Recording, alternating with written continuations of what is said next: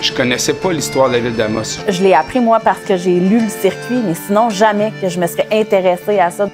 On apprend l'histoire de Champlain, de l'histoire de la France, on apprend l'histoire des États-Unis, puis l'histoire de l'Abitibi, on ne se l'était pas approprié avant Amos vous raconte.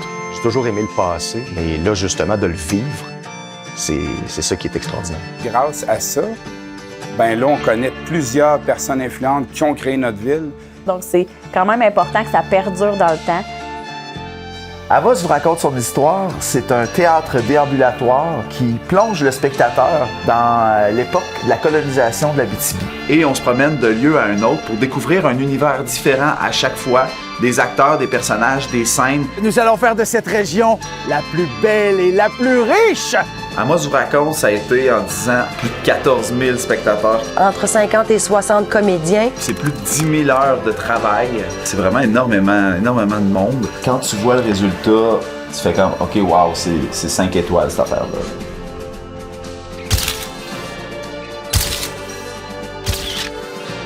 Oui, je crois que c'est la plus grosse production qu'il y a eu à Amos. Je pense pas que ça ait déjà existé à Amos. Je pense que c'est vraiment une première.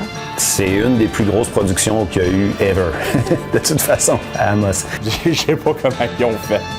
Le circuit, c'est vraiment le fun qui se promène en ville parce que ça permet que ce soit interactif, de voir en plus, de connaître l'histoire, mais aussi de voir les bâtiments, de se promener. Je trouve ça le fun qu'on ait ça ici à Amos. J'aime ça quand Amos raconte se passe dans les rues, vu que ça apporte vraiment de la vie partout. Je pense que c'est le plaisir de se promener dans la ville, de découvrir les histoires des créateurs, des fondateurs de la région. Des morceaux de l'histoire de la ville où j'ai grandi. Ça fait parler de notre histoire, ça fait parler de notre ville. Mais j'ai vraiment découvert beaucoup de choses. Je dois dire que je suis surpris de savoir que parce qu'ils sont sold out année après année, que ça va s'arrêter parce que ça me semble comme nécessaire. Je suis super nostalgique, sachant que c'est la dernière année. Donc, on dirait qu'à chaque fois qu'on s'habille, cette fois-ci, c'est la dernière fois qu'on s'habille pour cette représentation-là. Il en reste 12, 11, 10, 9, et éventuellement, il en restera plus. On ne peut pas les compter.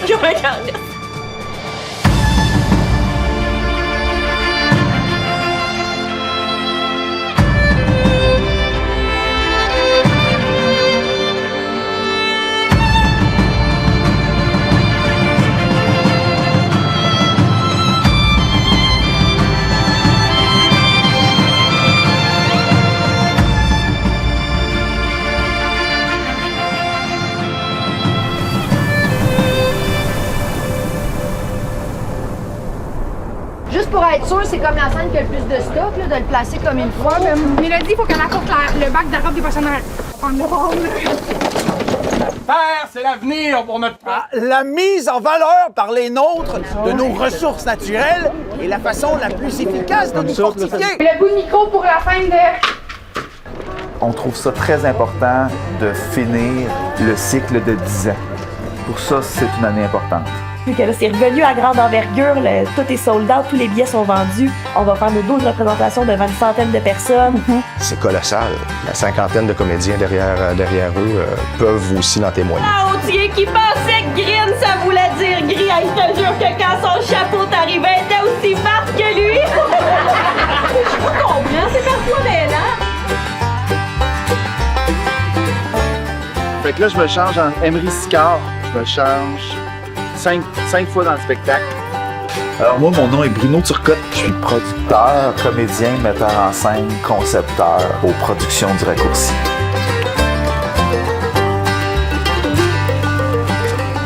Emery Sicard. Je m'appelle Véronique Larouche-Fillon, je suis directrice artistique et auteure du circuit Amos vous raconte son histoire. Un rusé, un privilégié, tu sais là, quelqu'un qui a tanné fourré pour... Je vais diriger l'ensemble des équipes pour en arriver au résultat souhaité, qui est vraiment toujours de tenir compte de l'expérience ultime du spectateur. J'écris le texte, je fais les recherches historiques, je transforme tout ça en scène théâtrale. Je fais aussi les répétitions avec le comédien, la mise en scène, support à la direction artistique, les costumes, etc. Tout le monde va connaître le secret de ma mini-cravate. Dans le fond, on se pratique, on s'enligne pour faire notre première grosse générale. C'est la première fois que tout le monde va être costumé. Fait que c'est un gros défi. La première générale, c'est là qu'on ajoute tous les décors et costumes et accessoires. Je vous dirais que moi, une générale, pour moi, c'est pas mal un cauchemar, dans le sens que je sais que c'est une journée où tout va mal aller. Après 10 ans, ça, je peux le certifier, tout va mal aller. On a Pierre-Marc qui prend des notes, Véronique qui prend des notes, Catherine qui prend des notes, on chronomètre les scènes. Ah ben regardez, venez voir. Suivez-moi, je vais vous montrer un petit quelque chose. On fait des petites listes, ça s'appelle, nous, on appelle ça notre qui fait quoi. Fait qu'on est 52 comédiens, tout le monde a sa liste. Fait que c'est vraiment de savoir tout ce que tu fais avant le spectacle, pendant le spectacle et après. Ce soir, à la Générale, c'est une grosse pratique de ça, c'est-à-dire tout manipuler, les accessoires, préparer les collations, amener des bouteilles d'eau, bon, c'est tout ça. Fait que là, on finalise. Aujourd'hui, on teste le qui fait quoi, on teste le costume. On vous avait demandé de le lire et de faire le pouce quand vous l'aviez lu. J'entends plein de whoops. J'ai besoin que tout le monde sorte dehors maintenant, s'il vous plaît. Oui, on vous tue. Allez, pousse-toi.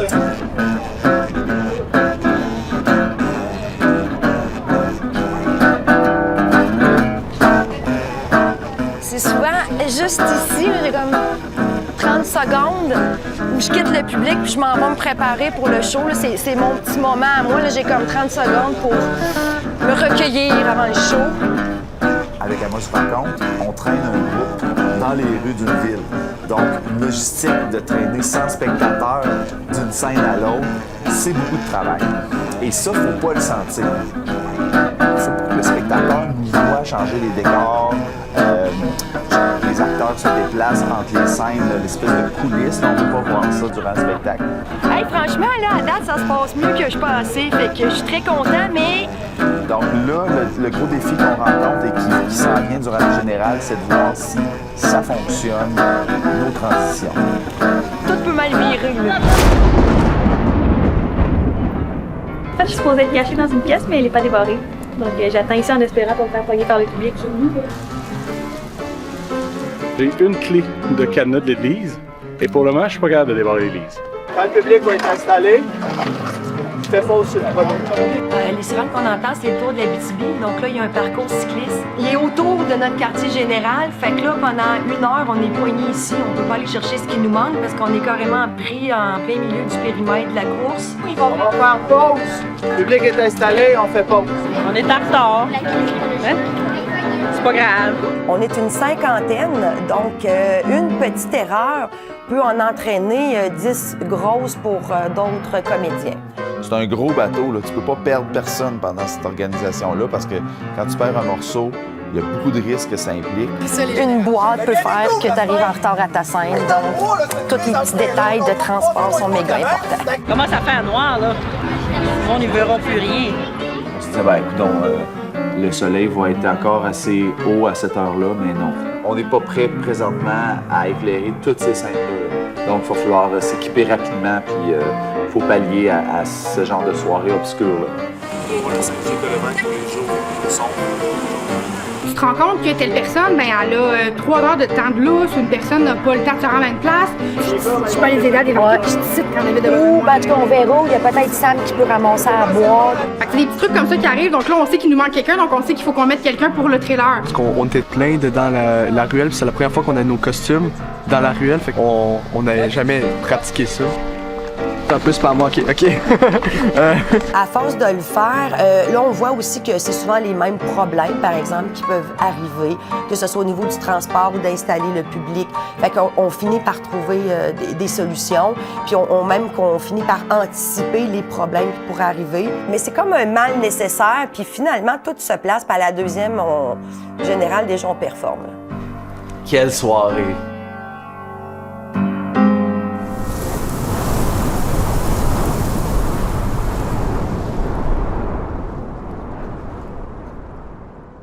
Ce qu'on fait la deuxième plus longue voie navigable du Canada.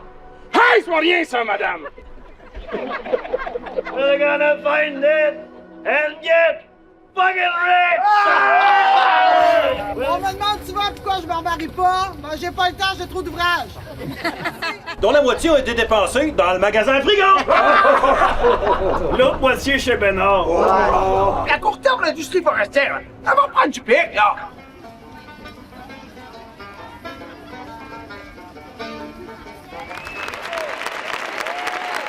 Alors, qu'est-ce qui a été le déclencheur d'Amos vous raconte? C'est la jeunesse, en fait. C'est les jeunes. Un des buts au niveau des valeurs, c'était de susciter un sentiment de fierté chez les gens. Puis je sentais pas qu'il y avait de lien d'appartenance à Amos envers leur ville, leur région. Fait que pour moi, qui est un Beauceron, puis que, hey, la Beauce, on a la Beauce tatouée sur le cœur en Beauce au bout, je me disais, comment ça, il se passe pas ça en Abitibi? De comprendre que les gens qui sont venus s'installer ici, ceux qui ont bâti des grandes choses, mais même les gens d'une vie plus modeste, c'était quand même des gens extrêmement courageux, des gens débrouillards, tenaces. C'était des grosses qualités qu'ils avaient. Bien, en 2009, la ville recommençait peu à peu à reprendre possession de ces lieux historiques, embellissement des parcs, embellissement des lieux publics. Il y avait vraiment beaucoup d'objectifs, beaucoup de déploiements pour nourrir et stimuler le tourisme en région. Fait qu'on s'est dit que c'était une bonne idée d'aller faire un projet qui était artistique et touristique pour pouvoir justement être capable de faire quelque chose à grand déploiement, mais être capable de le financer. Donc, c'est pas mal ça qui a déclenché tout le processus là, au niveau de la conception, puis de la sollicitation aussi auprès de la ville et des partenaires. On m'avait amené le projet en me disant que ce projet-là va changer la ville d'Amos puis va changer l'économie chez nous aussi. Il faut vraiment qu'on embarque là-dedans. Le premier pitch que j'ai fait au conseil de ville d'Amos a été vraiment la bougie d'allumage. Bien, il fallait y croire, hein, mais d'abord, on croit en un concept, on croit en des artistes. Ils sont dynamiques, sont flamboyants, sont marginaux. C'est leur couleur, leur personnalité. Et quand Bruno et Véro sont venus nous présenter leur projet, on trouvait ça fameux. J'ai trouvé l'idée intéressante aussi du circuit déambulatoire, que c'était original, c'était différent.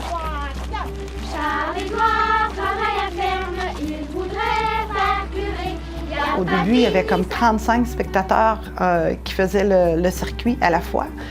Mais dès qu'on a vu que ça se remplissait, ben là, on a fait « OK, là, il y a quelque chose ». De fil en aiguille, ben écoutez, ça a été 4 années sold out. Là. Puis on a été un peu victime de notre succès, ce qui fait qu'on a agrandi l'équipe parce que les gens venaient voir le spectacle puis ils disaient « Hey, je veux jouer là-dedans, moi! » Véronique et moi, on s'est regardés puis on a dit « Ben, on va réécrire des scènes puis on va rajouter du monde là-dedans, ça va être encore plus formidable, ça va créer encore plus d'ampleur au projet. » Donc moi, je me suis mis à la réécriture pour justement enlever des monologues puis rendre ça plus dynamique. Ça nous a donné d'autres idées aussi qui a vraiment permis de booster finalement le spectacle.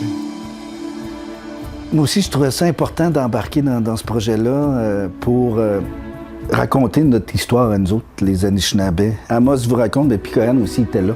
Abitibi-Wini était là, puis c'est notre histoire aussi.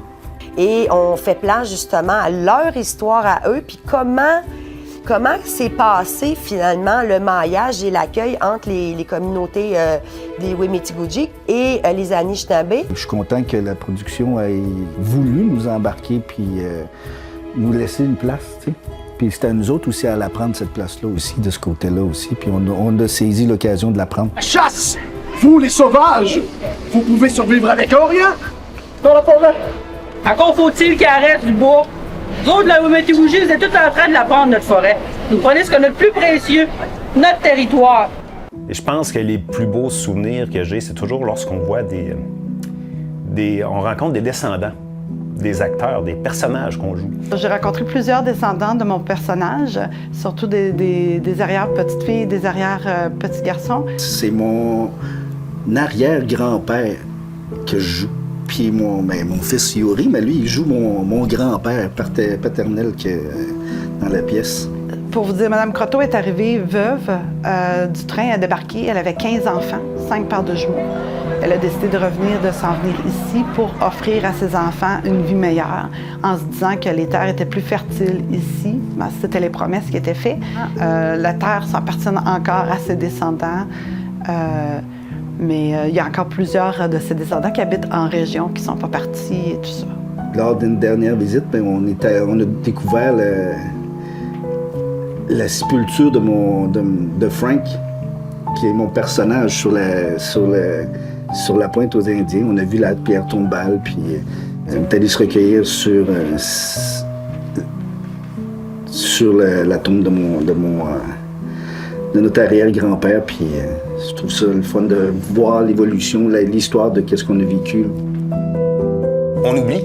Et qui a tout bâti ça?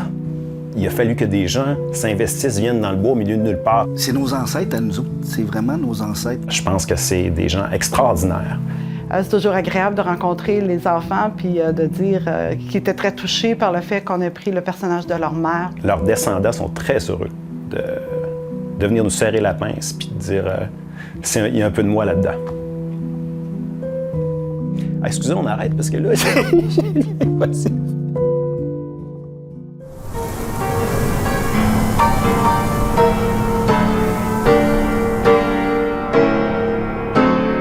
Moi, j'interprète le personnage d'Amos Desescars, qui est le guide, en fait, du circuit. Monsieur Audy est arrivé ici dans la jeune trentaine. C'était un homme très instruit. Mais il y a des mauvaises langues qui disent que c'est un opportuniste, un rusé, un privilégié. Oh, le petit Amos, oh, c'est un môme, hein? Mais il aime ça raconter des blagues et des histoires. Mais c'est véridique, qu'est-ce qu'il dit, hein? Il a du flair. Je l'engagerais bien à la Gazette. Ben, le petit Amos, en fait, c'est mon meilleur ami. Pas capable de cet enfant-là. Non. Juste en nous, là, Amos, là, il aime Rose. Ça, je dis rien. Hey, Rose, faut pas que tu te fasses écraser. Il faut que tu passes, c'est plate, hein, que tu te fasses écraser. Oh, Rose. Oh, elle, j'aimerais bien ça, la marier. Faut jamais qu'elle vienne chez Amos parce que sinon, Amos va pas jouer avec moi, il va faire quelque chose d'autre. Alors moi, je joue le personnage d'Hector Authier, mieux connu sous le nom du père de l'Abitibi. Bonjour, mon nom est Hector Authier, premier maire du village d'Amos et premier préfet du comté. Hector est un grand homme, très impliqué. Hector! Ah, c'est un fier bonhomme, hein? S'il n'aurait jamais été là, on n'aurait rien pu faire de tout ce qui est ici. Puis il fait des discours enflammés, puis il est capable de convaincre les foules. Nous ne devons pas laisser les grandes entreprises décider dans les grandes villes sans connaître notre réalité ou même sans y être venus. Ouais! Veuillez m'excuser, Amos, mais je préfère me présenter moi-même. Lagi sana nduzuan, shikiken kinagaguna. Au moins, les autres, ils savent comment travailler. Ils prennent leur trou comme ils font, puis ils avancent, puis ils font des affaires. Nous allons respecter votre territoire tant que vous vous tassez. Ils nous ont aidés quand on est venu en canot. Frank et sa gang, là, je les aime tellement. Je suis Frank Ekistabé, je suis dans la pièce. C'est mon arrière-grand-père que je joue. Puis mon fils Yuri, mais lui, il joue mon grand-père. Ils avaient besoin de nos connaissances pour développer leur commerce. On chassait plus juste pour vivre, on chassait aussi pour faire du truc et de l'argent. Oui, j'ai hâte de rechausser les bottes de mon personnage parce que mon personnage a des bottes hautes. De Maurice Bénard, hein, Maurice. Ce qu'il aime le plus, c'est être dans le bois et faire du commerce. C'est le français, ça, Maurice Bénard, hein? C'est le français, je pense. C'est qui? C'est le français. Oubliable. Oubliable. C'est un homme de grande culture. Nous sommes quand même peu nombreux, les gens instruits ici à Amos. La paresse n'a pas sa place. Il faut rester au mouvement. Hey, ça, c'est beau. C'est quel auteur qui a dit ça? Maurice Bénard! Je suis docteur André Biguet, je suis médecin et pharmacien à Amos. Devant cette épidémie, la médecine est impuissante, c'est une hécatombe. Bon, personnellement, je recommande la quinine, l'huile de ricin, le formol, l'aspirine et du rhum. He's a good man. Il a donné sa vie pour la région. Avec sa petite gomme d'épinette dans le sang, là. C'est bon, ça? Ouais, c'est lui qui me prescrit mon rhum. Parce que, avec la grippe espagnole, là, faut bien s'abreuver. Il me semble qu'il m'a déjà guéri d'une grippe. Le docteur Biguet, là, il est en train de brûler la chandelle dans les deux bouts. Il est bien bon, il aide tout le monde. À un moment donné, là, prends une spécialité puis prends ton trou. Dans le spectacle d'Amos vous raconte son histoire, j'interprète le capitaine Irénée Hergeau. Hey, ça, monsieur Jonas! On peut pas pêcher en paix! Si j'en pogne un, je l'attaque sur mon monde navire, puis on se rate du cavale d'or! Le capitaine Hirjo parle souvent trop fort, je crois, pour sa gorge. Commande, Loulou. Farouche commence. Parle donc de ton mari. Il est beau, hey, sa voix. Sa douce voix de miel. Oui, là, j'ai fait 10 ans de navigation sur les canaux. Je me promène encore avec mon costume. C'est possible de juste en tenir Monsieur le Capitaine? C'est Monsieur le Capitaine! C'est clair! C'est un gros nounours. C'est juste chic géoisé. Il a pogné un beau brochet avec la bouchée, là. Oh, c'est moi qui ai montré le French Kiss. Et la nuit de noces, c'est pas à mon hôtel, hein? J'en ai des détails sur Monsieur le Capitaine, mais ils se disent pas tout en public. I don't wanna hear this. Le capitaine Hirjo fait respecter les bonnes mœurs en ville. Ah ben, ça veille sur le perron, pis ça nous invite pas. Nous pourrions le prendre personnel. J'adore mon personnage. Les gens adorent Maï. Une riche héritière déplaisante anglophone.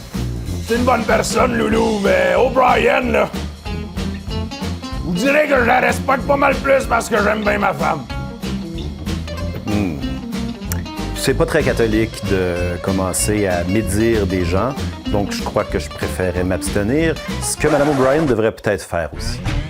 Arrête pas de chialer, ces deux-là! Ben, faut pas les regarder dans les yeux parce qu'il paraît que si on les regarde dans les yeux, on aura Une malédiction? une malédiction, ouais. Puis il paraîtrait même que la moustache à Monsieur Autier, c'est pas une vraie. Non. Le commère assure le commérage.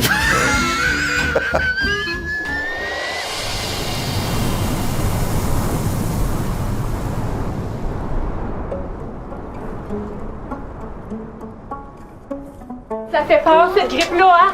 Apparemment, des gens en bonne santé vont se coucher le soir pour ne plus jamais se réveiller. That's exactly ce qui est arrivé à ma chère mother. Et c'est quand même pas facile de traiter de sujets historiques parce que le défi de rendre ça intéressant, palpitant, mémorable, il y a vraiment un gros travail à faire à ce niveau-là. On travaille pour le spectateur, pour l'acteur qui a une belle expérience. Moi, je vais trouver la plus grosse tapette d'or au monde. Quand on va la trouver, je me débarrasse de ma femme. Un des premiers endroits que je suis allée, c'est vraiment à la Société d'histoire d'Amos. Le plus difficile, c'est pas tant de trouver l'information, mais c'est de dire laquelle est pertinente. Il y a tellement d'affaires, il y a tellement de sujets. Comment je vais être capable de la transmettre sous forme aussi de textes de théâtre.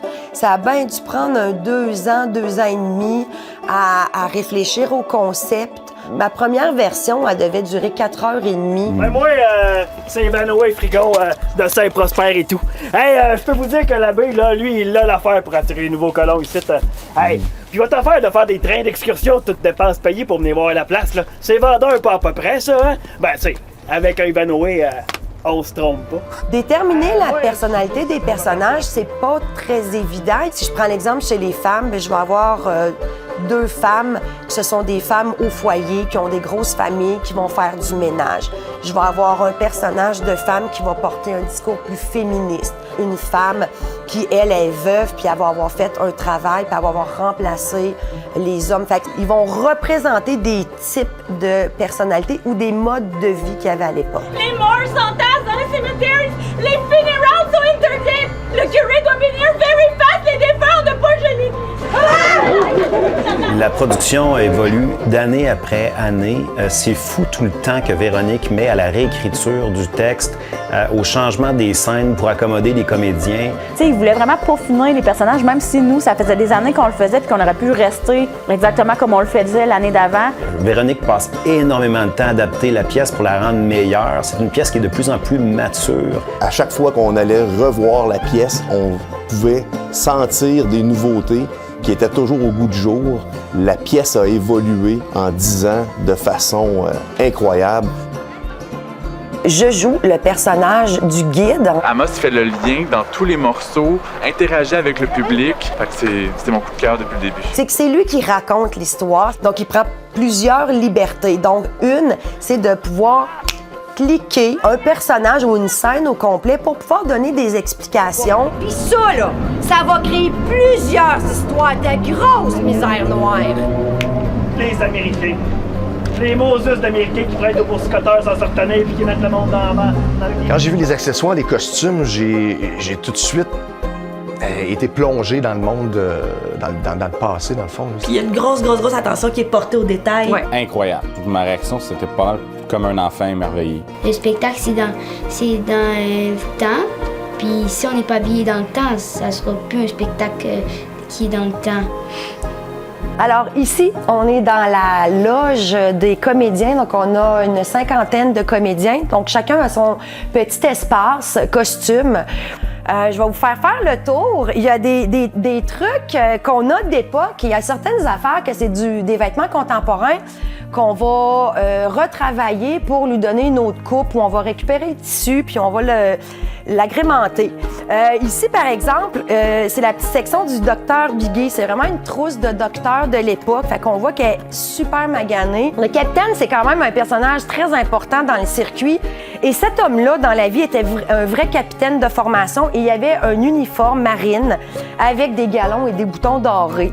Donc, on n'a pas trouvé de costume d'époque. Donc, c'est vraiment un veston qui a été finalement orné.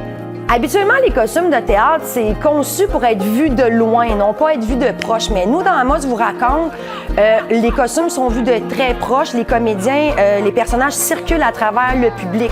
Donc, ton costume, il doit être beau 360. Alors, nous, on triche. Tout est tient avec du velcro, avec des épingles pour justement faciliter les changements. Si on se rapporte dans les années 1900, les Algonquins portaient les mêmes vêtements que les Blancs. Il n'y avait aucun affichage de la culture.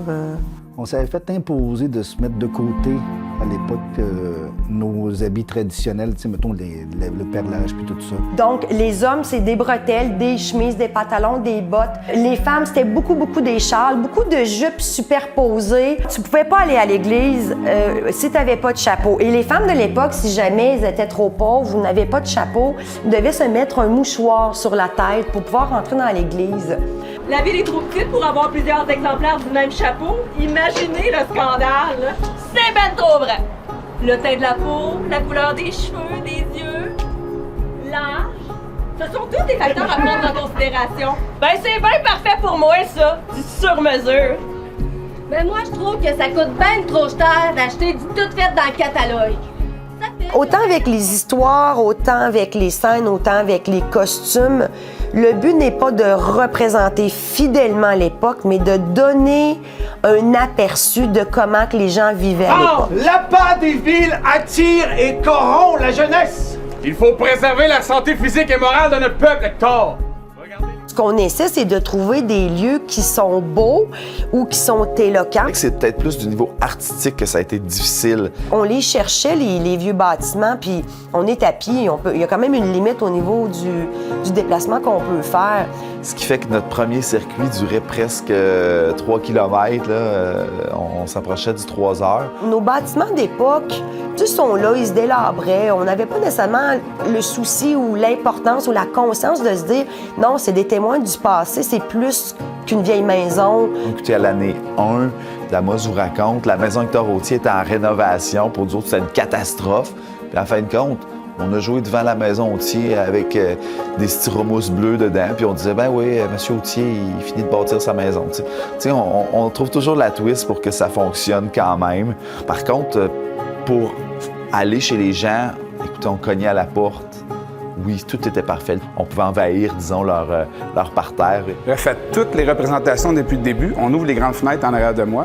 Les comédiens sont en haut dans le restaurant, puis les spectateurs sont en bas. L'établissement ici, à l'Hôtel des Oscars, c'était créé en l'entour de 1936. C'est vraiment dans les débuts de la ville, dans les 22-23 premières années. Puis l'établissement était un hôtel à la base. C'est resté aussi un hôtel.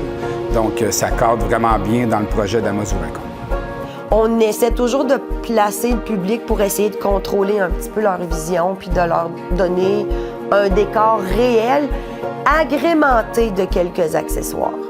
Par exemple, quand on est sur le bord de la rivière, on voit la rivière Arcana, puis on voit le pont de fer du train. Puis c'est de tout ça qu'on parle. Puis ça arrive souvent qu'il y a des soirs de représentation, le train passe. Donc ça, c'est magique. Ça prend beaucoup de mains pour mettre la main à la pâte sur ce projet-là. On vend des produits de marchandises. Amos vous raconte son histoire. La collection d'Amos vous raconte. Album jeunesse, Ouais. je recommande. C'est vraiment... 1, 2. Je voudrais pas que l'engouement envers notre histoire retombe à plat puis qu'on remette ça aux oubliettes pendant encore 10 ans. Parce qu'on savait qu'un jour, Amos vous raconte se terminerait et on voulait léguer quelque chose. Fait que j'ai eu le projet d'écrire une série de petits livres sur les personnages et les différentes thématiques d'Amos vous raconte pour justement qu'on se rappelle des histoires du capitaine, de la famille Turcotte, des Kistabiches. Puis évidemment, il y a eu Val d'Or vous raconte son histoire. Ensuite de ça, on a créé un podcast aussi pour aller plus loin au niveau de la recherche historique. Il y a des pinces pour l'extraction dentaire, mais il n'y avait pas rien pour geler. Tu sais, il n'y avait pas d'anesthésiant. C'était de l'huile de clou de girofle. C'était, on utilisait les moyens du bord qu'on avait. C'est certain qu'un spectacle avec 100 spectateurs, c'est dur à rentabiliser juste avec les entrées de billets. Les partenaires qui nous commanditent nous permettent d'offrir des conditions de qualité pour travailler. Notre implication, nous autres, a commencé dans les débuts. Premièrement, une section du restaurant est toujours attribuée à Amos vous raconte et au groupe quand ils viennent faire leur présentation ici. Depuis les tout débuts. Ensuite, implication financière et puis certains des repas donnés ou certains breuvages aussi pour les comédiens. Le tourisme à Amos n'a pas toujours été facile. Pour notre part, nos chambres se louent plus l'été, que se sont jamais louées l'été avant. Fait que ça apporte tous ces gens-là qui viennent chez nous, consommer chez nous pour voir le parcours. Les affaires? Moi, je veux me lancer en hôtellerie. Ouais. Puisque mes parents ont quitté la mère patrie pour venir me rejoindre mon frère et moi, je vais leur construire.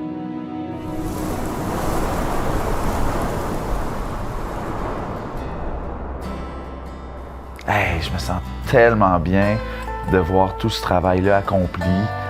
Tu sais, autant pour avoir raconté l'histoire d'Amos puis de l'Abitibi à tous ces gens-là qui sont venus nous voir, d'avoir fait triper autant de personnages, autant d'acteurs, avoir donné vie à des personnages presque oubliés. De voir le sentiment que ça a suscité dans la communauté, comment qu'on a envahi les rues, comment qu'on ne perçoit plus notre ville, l'histoire, le patrimoine de la même façon. J'ai essayé juste de penser à toutes ces années-là, puis c'est tellement énorme. On se dit toujours, mais comment j'ai fait pour passer au travers, comment j'ai réussi ça. C'est vraiment un gros sentiment de devoir accompli, puis je pense que je peux pas rêver mieux.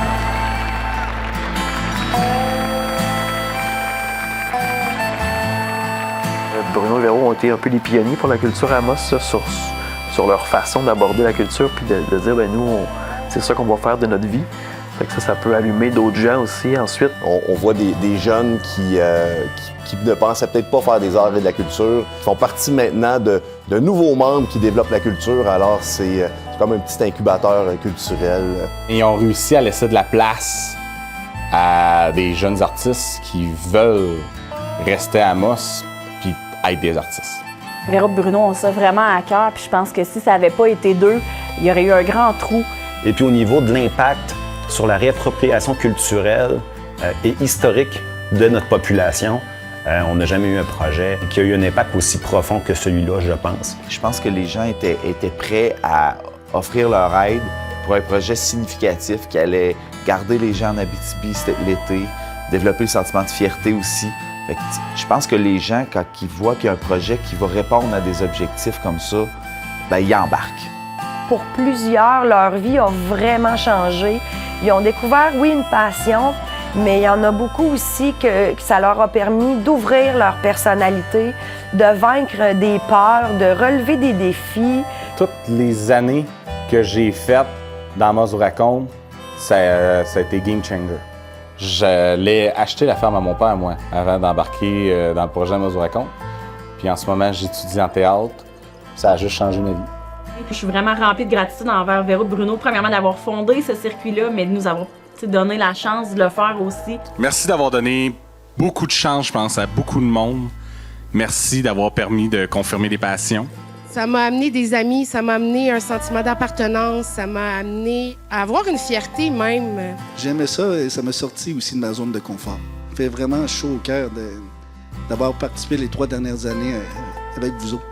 Merci de l'accueil que vous nous avez fait aussi. Hier, pendant la dernière, on s'est serré, tu sais, puis il se passe de quoi, c'est vraiment spécial, puis, tu sais, mon cœur de maman, il était là, il y avait mon cœur d'Amos, puis il y avait mon cœur de Véronique, il y avait plusieurs petits cœurs qui pleuraient hier, vraiment. Merci, bon, parti. C'est des larmes de bonheur, c'est vraiment des larmes de joie, de reconnaissance, d'amour. C'est de voir quelque part le bonheur ou en même temps le vide que ça va faire dans la vie des autres. Je pense que c'est ça qui me fait le plus de peine. Je suis fière du résultat que vous faites comme interprète, et ce, malgré d'où vous venez, de votre parcours, de votre expérience. Quand on joue avec les tripes, quand on livre avec le cœur, quand on veut dire une vérité, ça finit toujours par faire son chemin. Merci infiniment.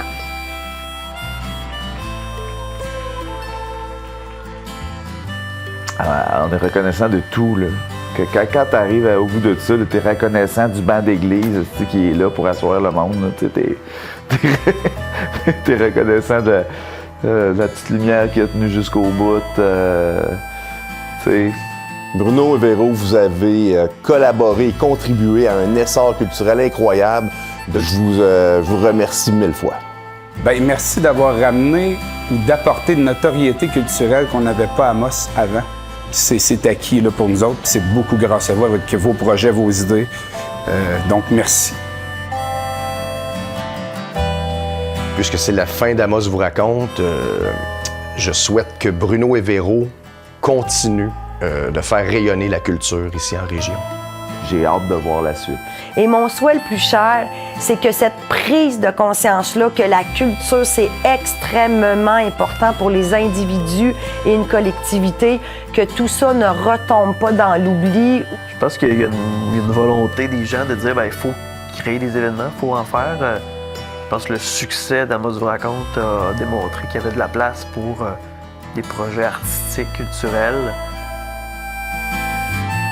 Je souhaite que toutes les graines semées par les projets permettent de créer une nouvelle relève, être capable de produire nos propres pièces, nos propres spectacles, que ça reflète notre culture, notre territoire, qui on est, et que ça donne une chance à tout le monde de continuer à s'épanouir par les arts. Mais toute bonne chose a une fin, hein? Il faut savoir quitter au bon moment. Fait que on est prêt pour attaquer des nouveaux projets, puis je suis prêt à rencontrer des nouveaux personnages aussi. Salut, salut, salut.